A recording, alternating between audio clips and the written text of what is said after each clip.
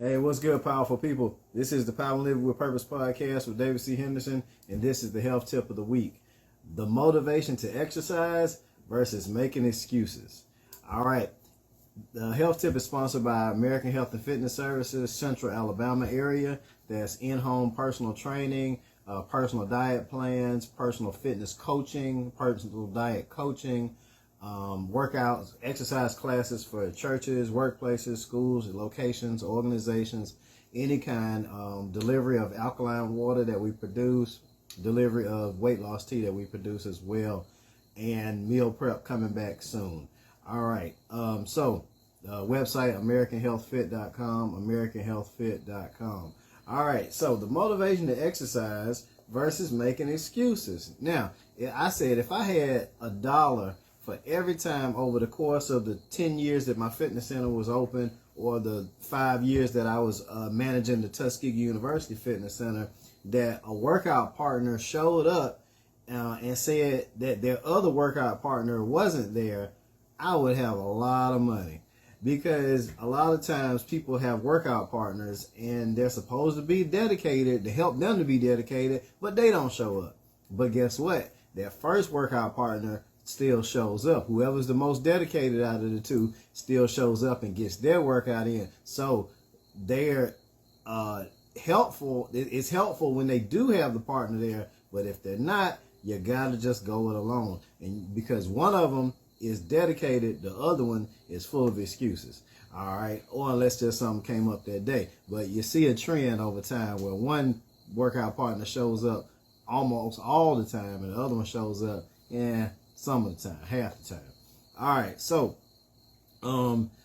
personally, I said if I had $1 for all of those things, I would have a lot of money, but I would rather have had enough motivated regular gym members to have kept us in business, and we would have never had to close. But for Tuskegee, Alabama, the local fitness center is getting ready to be what is now the YMCA building, the former YMCA building in Abbott Park, and I'm looking forward to working with them soon through hopefully personal training there, teaching classes also. All right, but in other cities like let's just say Auburn and Montgomery are the closest cities, for example, where there's an abundance of fitness centers. If enough people don't actually have the motivation to go and work out there, they too will have to shut down. We have seen gyms in Auburn and Montgomery have to close down. All right. So the question is, what is actually the motivation that dedicated exercisers use to stay committed and convince themselves that they must stick to their routine more days than not? Well, for teenagers and young adults, the motivation is probably, cosmetic, as they want to look good to show off their physique, and whether at the beach or the swimming pool, or nowadays, social media. All right. That's why during my years at the TU Fitness Center, and I'm sure it's the same at other fitness centers on college campuses, the gym is jam-packed with the months leading up to spring break. It's not January, New Year's resolutions. No, it's getting ready for spring break. So it's crickets in January, but in February, but March and April, getting ready for, or whatever, February, March, getting ready for that April spring break. And it's jam-packed. All right, especially the month ahead, because they think they can just work out for a few weeks and get in shape. All right, but as you get older, the motivation has to go from swimsuit and social media pictures to the goal of fitness being to avoid major health problems that are just sitting there waiting for you as we age.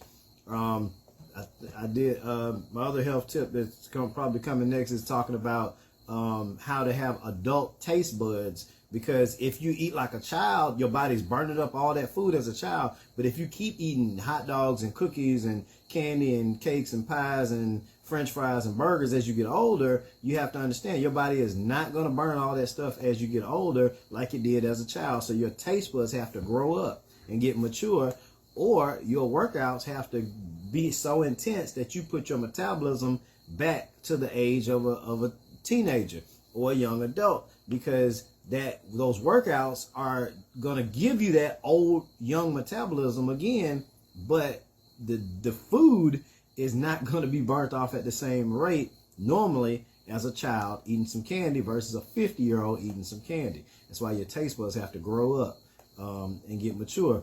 All right, but I said overall the biggest reason to exercise should be, as you get older, is to avoid health problems and to feel better. All the people that we know who are currently in their 70s, 80s, and even 90s who take no medicine, still get around like they're 50, and don't look a day over 60 are probably people who made exercise and a healthy diet priorities in their life. On the other hand, without cosmetic surgery. All right. On the other hand, there are people in their 40s and 50s who could pass for somebody in their 60s who have not been people who have made exercise and a healthy diet a priority in their life. And it shows. You can clearly see. All right. So, as the saying goes, a wise person learns from their mistakes, but an even wiser person learns from other people's mistakes. Well, a person who is just as wise can also learn from what other people are doing right and then try to follow their example. All right. So ultimately, the motivation to exercise has to be a combination between wanting to feel better, look better, and to reduce multiple health problems, and wanting to still be alive to enjoy your grandchildren, great-grandchildren, nieces, nephews, great-nieces, great-nephews, and all of that. And again, the benefits are as plain as day. When you look at the people who exercise regularly and who eat healthy, and then look at the people who don't, and tell me which one would you rather be like. It's not even close by a mile.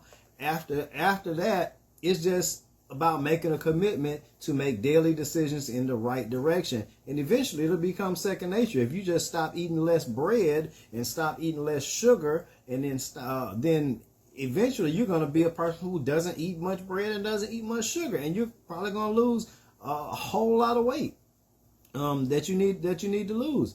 All right, and also probably have better blood sugar, better blood pressure, all of that stuff. If you're someone who can stop eating red meat, you're going to probably have better blood pressure, better circulation. All right. But I know that now the thing is, when you make a commitment, you need some professional guidance to keep you on track. 95% of the time, most people are not trained in fitness, trained in diet, trained in health and wellness. So you don't know what you think you know. I mean, you don't know what you need to know. You think what you know is enough, but if it was enough, you would be where you want to be.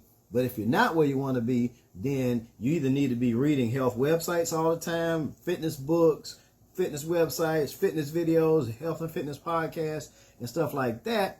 Or you need to just get you a personal trainer or a dietitian to help you get going on a plan and stick to it. All right. It only takes 52 weeks to lose 52 pounds. That's 1 year. 52 weeks, you can lose 104 pounds. It only takes 1 year to change your life.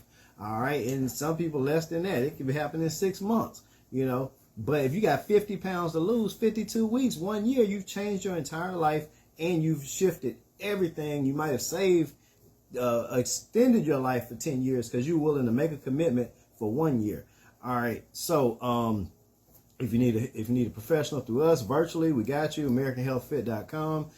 Personally, I'm in the process of creating a workout website where I'll have over 100 workout videos you can subscribe to monthly, and we'll have 5-minute fitness just like every Monday. I'll try to do. I know I miss some weeks, but I try to do 5-minute fitness movement Monday on the YouTube channel and online on Facebook and Instagram. And we're going to have 15-minute. I'm going to do 15-minute workouts. You can put them all together, 5, 15, add them up, however you want. That'll be at davidchenderson.com. The links to everything are always at davidchenderson.com, which goes to my link tree. All right. But in the meantime, just look at and think about the people who live healthy, who look good at their age versus the people who don't look good at their age. The motivation should be external because you want to look better, but also think about the people who always have tons of energy and who are older, and because it's as a result of a healthy lifestyle.